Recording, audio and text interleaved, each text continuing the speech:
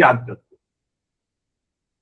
और ज्योतिरीश्वर काल से लेकर 20वीं शताब्दी के राजकमल चौधरी की पीढ़ी तक आकर सब कुछ ठीक ठाक ही चलता रहा। थोड़ी बहुत गड़बड़ी वही विद्यापति को लेकर हुई, जो बंगवासी शाहजिया वैष्णव के भक्तों ने उसको उपद्रव किया था, जो बाद में बंगवासी विद्वानों और गृहस्थन के प्रभाव से उनके ये हस्तक्षेप से वो सब ठीक हुआ। और इतने समय से सारे ही मातृभाषा के अनुरागी अपनी मातृभाषा के उत्थान में लिप्त तृप्त दिखते रहे हैं। हर पीढ़ी के रचनाकारों ने अपने साहित्य को समकालीन और शाश्वत बनाने की भरपूर चेष्टा की है। ये चेष्टा उनमें लिप्सा की तरह दिखती है। मैथिली साहित्य को समकालीन और ऊर्ध्वमुखी बनाने की दिशा में विश्व फलक पर अपनी ओजस्वित रचना दृष्टि और राष्ट्रवादी धारणाओं का परिचय देने में कुछ एक नाम जो 20वीं शताब्दी के आरंभ से लेकर अंतिम समय तक के कुछ एक महत्वपूर्ण नाम जो हैं, उसमें सीताराम झा हैं, जिनके बारे में बाबा नागार्जुन या मैथिली में कहें तो वैद्यनाथ मिश्र यात्री ने एक मंच पर चिन्हगी समिति द्वारा दरभंगा में ही आयोजित था, जिसमें उन्होंने ये सीताराम झा को अपना काव्य गुरु भी माना है। तो ऐसे सीताराम झा से लेकर कांचीनाथ झा किरण के बारे में उसी यात्री ने कहा कि जब मैं हिंदी साहित्य में भटक गया था तो ये कांचीनाथ झा किरण इन्होंने कान पकड़कर, और उसके बाद फिर कहा, मुहावरे में कह रहा हूं, इन्होंने कान पकड़कर मुझे मातृभाषा की राह दिखलाई। रामकृष्ण झा किशुन, जिन्हें मैं अक्सर विरुद्धों का सामंजस्य स्थापित करने वाला, जो हिंदी में रामचंद्र शुक्ल को कहा जाता है, ऐसे व्यक्तित्व में से मानता हूं।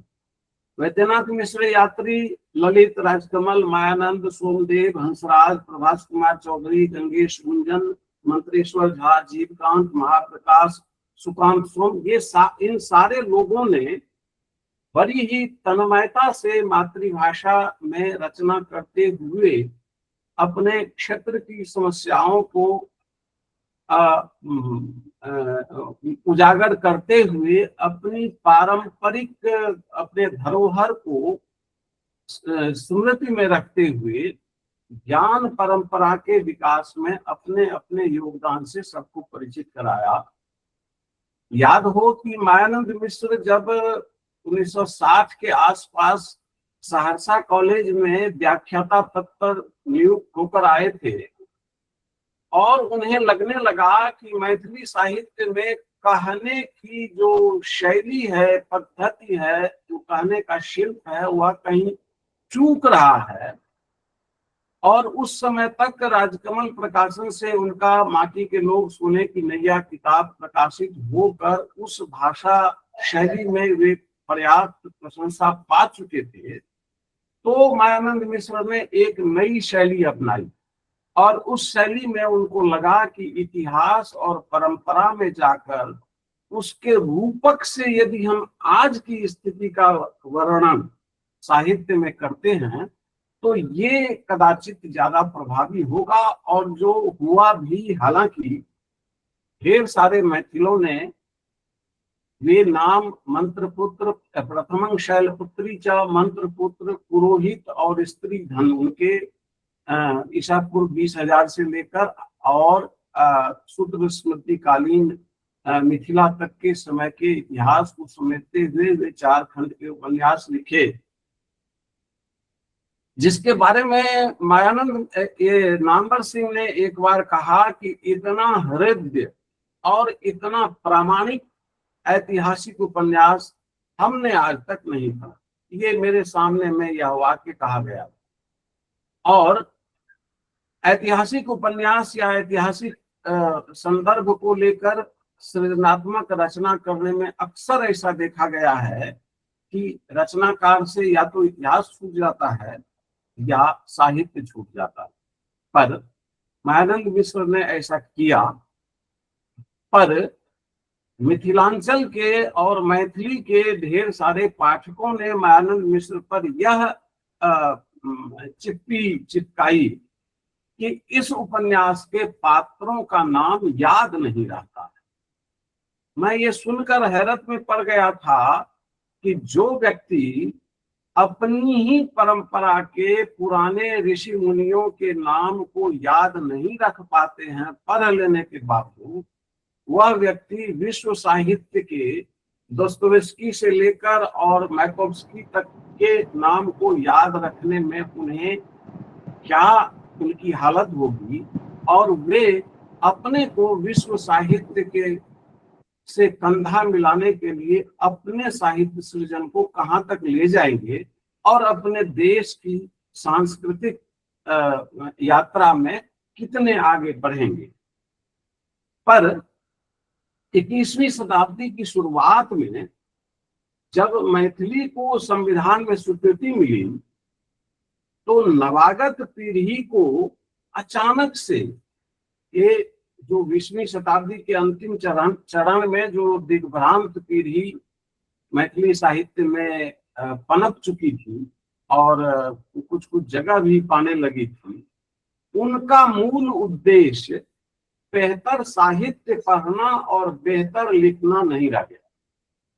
वे निज भाषा एवं साहित्य की मूल वृत्ति को उत्कर्ष की ओर ले जाने का कोई उत्साह उनमें नहीं दिखा। अध्यवसाय विहीन इन पीढ़ियों के लोगों ने की आकांक्षा ये बनी रही कि वे जो कुछ कर रहे हैं उसे महान कृत्य माना जाए, उस क्रम पर कोई सवाल ना हो।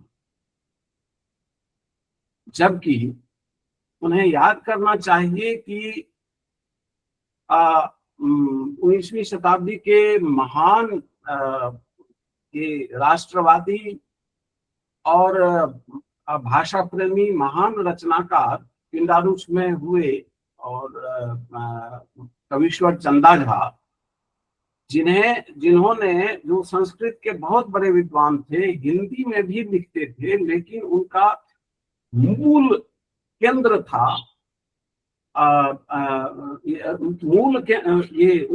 उनका चिंतन मातृभाषा पर केंद्रित, और इसमें उन्होंने दो अनूठे कार्य 1857 हार जाने के बाद जो चारों ओर भाषाई स्तर पर, साहित्यिक स्तर पर, सांस्कृतिक स्तर पर जो फिर से एकता एकत्र करने की और उसे भारतीय स्वाधीनता सेनानियों को संगठित करने की जो पद्धति चली थी, उसमें चंदा झा ने दो महत्वपूर्ण कार्य किए। पहला कार्य था उनका जो 1888 में प्रकाशित हुआ विद्यापति के पुरुष परीक्षा का मैथिली में अनुवाद। यह अनुवाद उन्होंने कर लिया था पहले, और वह उस क्रम में किया था जब सहजिया वैष्णव, बंगाल में जो सहजिया वैष्णव पंथ विकसित हुआ था और उसके वहां के लोगों ने जो विद्यापति को हथियाने की चेष्टा शुरू की थी, उसमें चंदा झा ने जब विद्यापति की पांडुलिपियों, हस्तलिपियों और उनके ग्रंथों का संचयन जब शुरू किया, बेचारे कर तो लिया उन्होंने, पर उनका प्रकाश ये प्रकाशन नहीं हो पाया, उसका श्रेय उन्हें नहीं मिल पाया। ऐसे ही समय में 19वीं शताब्दी के अंतिम दौर में बंगाल में एक राजकृष्ण मुखोपाध्याय नाम के व्यक्ति हुए। उनको लगा कि ये जो सहजिया वैष्णव के लोगों के, संतों के कहने पर ये जो लोग विद्यापति को बंगाली साबित करने में लगे हुए हैं, तो और पीछे से ये भी कह देते हैं कि इनका मिथिला से भी कोई संपर्क रहा है, तो राजकृष्ण मुखोपाध्याय दरभंगा आए और चंदा झा से मिलकर जब उन्होंने ये सारी चीजों की जानकारी हासिल की, तो उन्होंने बंगालियों ने एक राजा शिव सिंह और एक रानी लक्ष्मा पैदा तो कर लिया बंगाल में, लेकिन विद्यापति की रचनाओं की तो एक लंबी श्रृंखला थी। उन्होंने तो भोगीसर से लेकर और भैरव सिंह तक के कई पीढ़ियों के राजाओं के साथ काम किया था। नेपाल से लेकर सप्तरी नरेश पुरादित्य के यहाँ काम किया था। भोगीसर के नाम मोरारे आंगनमा चनन के गछिया ताहिचर काग रे से लेकर के व्याधि भक्ति तरंगिनी और दुर्गा भक्ति तरंगिनी और दान वाक्यावली तक की रचना की थी। इन सभी चीजों की संगति बैठाने में राजकृष्ण मुखोपाध्याय को चंदा झा ने बहुत योगदान दिया सारी संकलित सामग्रियों से। पर इस प्रसंग में हम बाद में आएंगे, पहले चंदा झा को तय कर लेते हैं। चंदा झा ने इन दो रचनाओं का जो मिथिला भाषा में रामायण लिखा उन्होंने, ये सब 19वीं शताब्दी के 9वें दशक में दोनों प्रकाश में आए। दोनों की रचना इसी समय में पूरी हुई। और मिथिला भाषा में रामायण, ये लोगों को अचरज लगेगा कि जब पूरे देश के सभी प्रांतीय भाषाओं में रामायण और राम कथा का पुनर्कथन पुनर्लेखन हो चुका, मिथिला में कभी नहीं हुआ। मिथिला में कृष्ण की बात चलती रही। 19वीं शताब्दी में आकर यह राम काव्य, इस राम काव्य की रचना हुई। लेकिन हमारे मैथिल बंधुओं ने, मैथिल आलोचकों ने चंदा झा के उस केंद्रीय लक्ष्य की ओर जाने की उन्होंने चेष्टा नहीं की कि ये दोनों ही रचनाएं चंदा झा की स्वाधीनता आंदोलन के सिपाहियों के साथ रहने की का उद्घोष था। पुरुष परीक्षा, एक राजा की बेटी जवान हो गई तो वो उनकी वो विवाह के उम्र की हो गई, तो बेटी के विवाह की राजकीय चिंता से शुरू होकर बाद में वे मुनि से उन्होंने पूछा कि मेरी बेटी जवान हो गई है, मैं इसका विवाह करना चाहता हूँ, किससे करवाऊं? तो मुनि ने कहा कि किसी पुरुष से करा दीजिए। तो राजा ने पूछा कि भाई बेटी है तो इसका विवाह तो किसी पुरुष से ही होगा, किसी और से भी संभव है क्या? तो मुनि ने कहा कि आप जिसको पुरुष देख रहे हैं वे सब पुरुष नहीं। पुरुष होने के लिए कुछ शर्तें हैं। और उसमें फिर उन्होंने पुरुषार्थ चतुष्टय का पुरुष परीक्षा में पूरा विवरण दिया।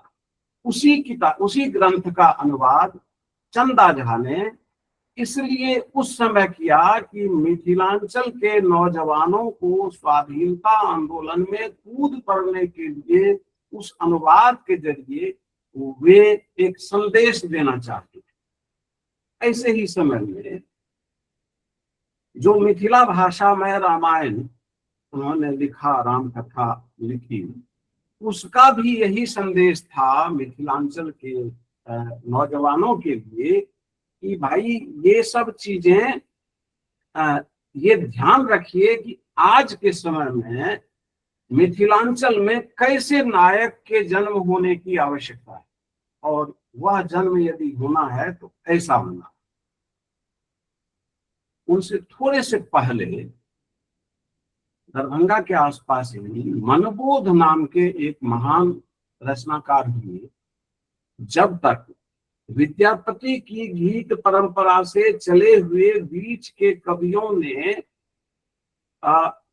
शब्द कौतुक और अलंकार और कथन भंगिमा से जमींदारों को, राजाओं को प्रसन्न करके मुख विलास करने की पद्धति जिस मैथिली साहित्य में चल गई थी, उस पद्धति में साहित्य जनता से कटने लगा। 18वीं शताब्दी में मनबोध ने कृष्ण जन्म महाकाव्य लिखा। मैं मित्रों आप सबको याद दिलाऊं कि हाल के बहुत सारे आलोचकों से जब मैंने ये बात की, मैं यहाँ पर अपनी पीठ नहीं ठोक रहा हूं, पर कुछ लोगों से जब मैंने चर्चा की कि इसको आप उस दौर के शासकीय वातावरण से मिलाकर देखिए कि उस दौर में नरेंद्र सिंह नाम का एक इतना क्रूर राजा हुआ करता था, जिससे मिथिलांचल की जनता तबाह तबाह।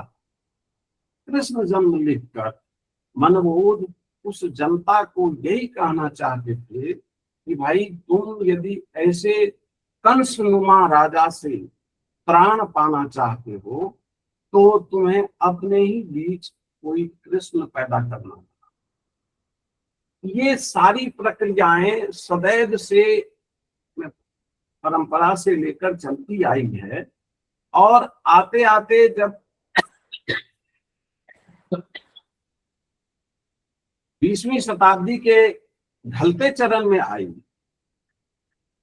उस दौर में फिर से एक बार 20वीं शताब्दी के आरंभिक चरण में जब साहित्य, मैथिली साहित्य एक वर्गीय और रजनी सजनी के गीतों में कैद होकर साहित्य रहने लगा था, ऐसे समय में सीताराम झा आए, कांचीनाथ झा किरण आए, वैद्यनाथ मिश्र यात्री आए, पीछे से राजकमल आए, फिर ललित राजकमल मायानंद की तिकड़ी बनी, और आगे बहुत सारा विकास हुआ।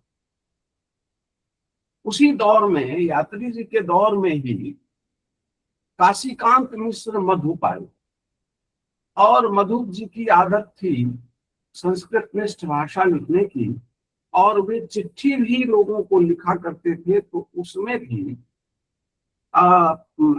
ये पद्यात्मकता, पत्र में भी पद्यात्मकता रहते थे। मैथिली के अध्यापकों ने और मैथिली के विद्वानों ने ये, हाँ नमस्कार रंजना जी, गुड आफ्टरनून कह रही।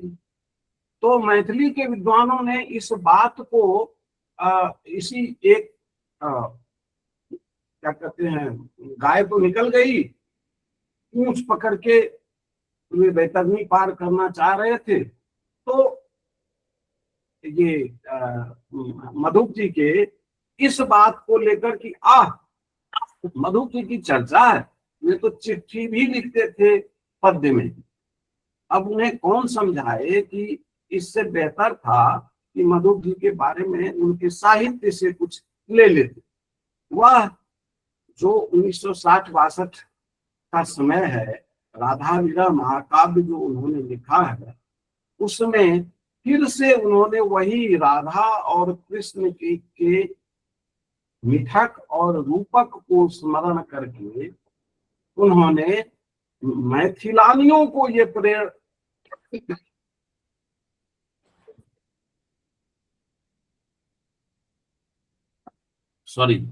मैथिलानियों को ये प्रेरणा दी कि आप अपने पुरुषों को कहिए, जिस तरह से गोपियों ने कृष्ण को ये कहा कि देश पर विपत्ति आई है, स्थानीय समस्याएं हम देखेंगे, आप देश की सीमा को देखिए।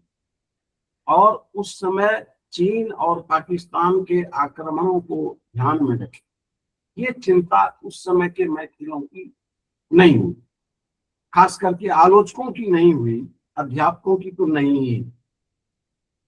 आगे कांचीनाथ झा किरण ने 1984 में प्रायः पराशर खंड काव्य लिखा।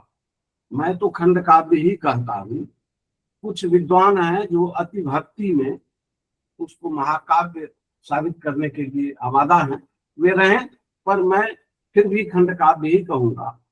और मिथिलांचल से प्रेम करने वाले सारे मित्रगण जो कोई सुन रहे हैं, मैं सबका अभिनंदन करता हूँ। ये याद करें जरा, वो दौर ऐसा था जब मिथिलांचल में ये जातीयतर विवाह की प्रथा शुरू आ रही। वह दौर ऐसा था जब पढ़ी लिखी युवतियां ये तरह तरह के कामों में आ रही, और नौकरीशुदा होने, घर संभालने और दाम्पत्य जीवन को बनाए रखने, इन तीन तीन तबाहियों में ये युवतियां इतने तनाव में रहने लगी कि उनकी फर्टिलिटी कह सकते हैं, उनमें संतान धारण करने की क्षमता उनकी बाधित होने लगी थी। ऐसी बहुत सारी युक्तियां हुई और मदर सरोगेसी उन दिनों टुगुगा रही थी दुनिया में, कहीं कहीं, मिथिलांचल में नहीं। किरण जी ने इस धारणा से, इस खंड काव्य से उन्होंने ये देने की चेष्टा की और इसी चेष्टा से बात आगे बढ़ी। तो ये हमारी जो आगे तक की के और भी बहुत सारे रचनाकार हैं जिनके बारे में विस्तार से विचार किया जा सकता है, लेकिन ज्ञान परंपरा के विकास में जो मिथिला और मैथिली के योगदान की एक तेजी से दौड़ती हुई एक सूची मैंने प्रस्तुत की, पर केंद्रित होता हूं थोड़ी देर के लिए, थोड़ा सा ही समय बचा है, विद्यापति। आज हम विद्यापति को, मुझे यदि कोई कुछ आजादी दे विद्वान लोग, तो मैं यह कहना चाहूंगा कि भारतीय सभ्यता और संस्कृति के नाम ईश्वर की ओर से कालिदास और विद्यापति एक वरदान है, कोई मनुष्य नहीं है।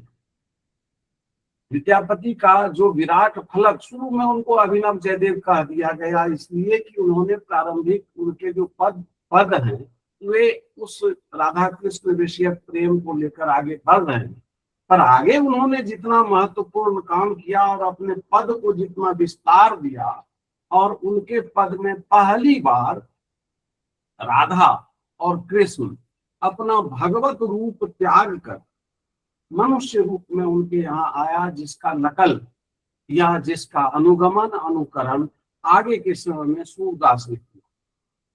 ऐसे विद्यापति जब पद रच रहे थे तो राधा कृष्ण विषयक प्रेम और लीला, प्रेम की लीला, इन चीजों को देखते हुए बंगाल में उसके प्रति प्रेम बढ़ा और अगली ही शताब्दी में आ गए चैतन्य महाप्रभु। उन्होंने अपने आराध्य की प्रेम लीला को कीर्तन समझ लिया और उस तरह से इसी बीच में 2 शताब्दी बीत गई। 16वीं शताब्दी आते आते पूर्वांचलीय दर्शन विद्या के ज्ञान का केंद्र मिथिलांचल हो गया।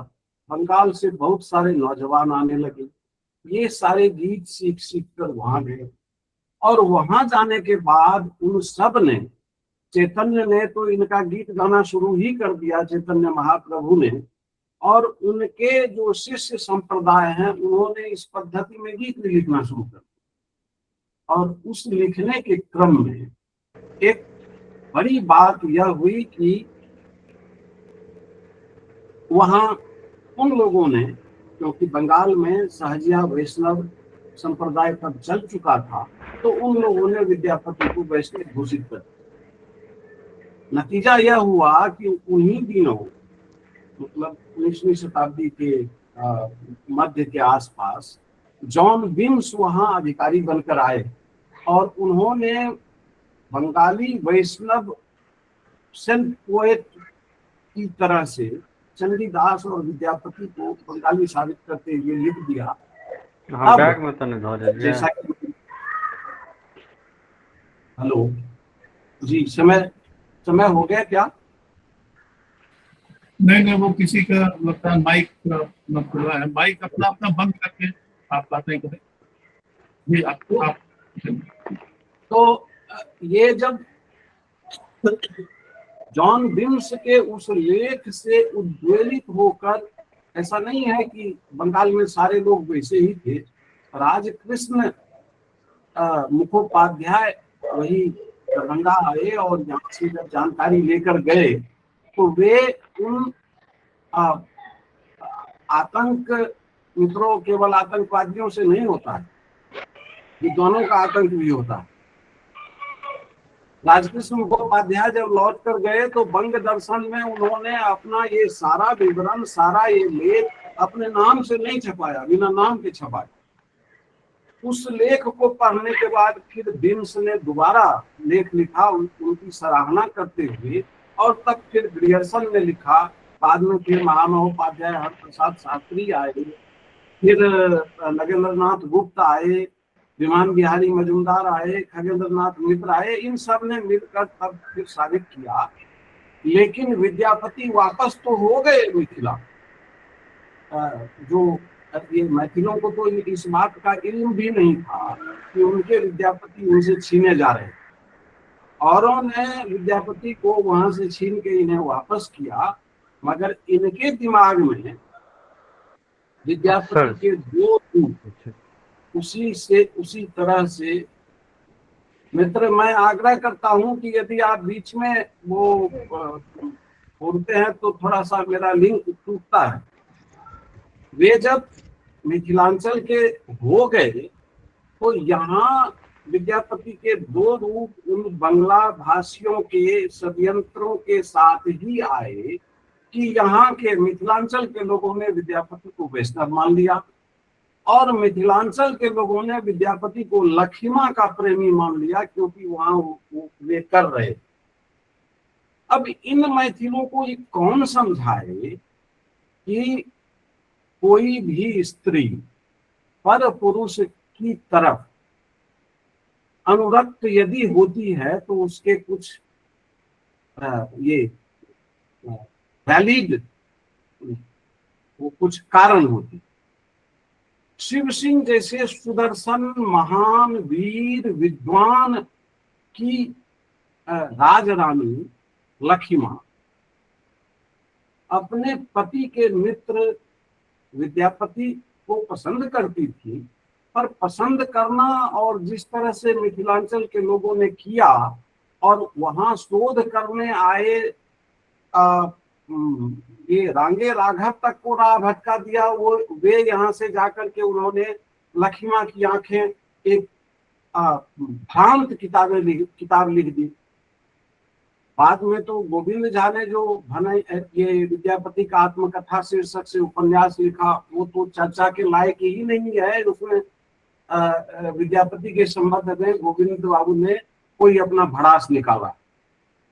पर ये जो लखीमा और विद्यापति की एक असंगत कथा और वैष्णव साबित करने की कथा, जबकि तय है कि मिथिलांचल में वैष्णव की प्रथा नहीं। यहाँ शिव के भक्त होते हैं, राम के भक्त होते हैं, कृष्ण के भक्त होते हैं। यद्यपि राम और कृष्ण विष्णु के अवतार हैं, पर वैष्णव संप्रदाय जैसी कोई बात मिथिलांचल में अभी तक नहीं हुई है, न तब। ये सारी बातें विद्यापति जैसे महान रचनाकार जिस समाज को मिले हों, उस समाज के व्यक्ति को अपने पूर्वजों पर, अपने धरोहर पर, अपनी उपलब्धि पर गर्व करने के लिए भी कुछ काम करना चाहिए। उसके बजाय वे वाहियात प्रसंगों को लेकर उसमें तेल मसाला डालते रहते हैं। ये बात तो लंबी चल सकती है, लंबी चलेगी। कभी और विजय जी चाहेंगे और सुशांत की अध्यक्षता में कभी मुझे बुलवाएंगे तो मुझे भी अच्छा लग रहा है कि और कोई सुशांत इसकी व्याख्या आगे पता नहीं कैसे करेंगे। मैं समझता हूँ कि समय लगभग होने को है, और जो थोड़ी सी बात मैंने अपनी तरफ से की है उसमें कुछ विवाद भी पैदा किया है, तो शायद सुनने वालों के मन में कुछ कुछ सवाल भी हो रहे होंगे। आप में से कोई यदि मुझसे सवाल करें तो उसका जवाब देकर मैं समय पूरा कर लूंगा। अभी के लिए आप सबने ये अवसर दिया, सुना, और प्यारे प्रोफेसर सुशांत की अध्यक्षता में मुझे बोलने का अवसर दिया। आप सबका बहुत बहुत आभार, धन्यवाद।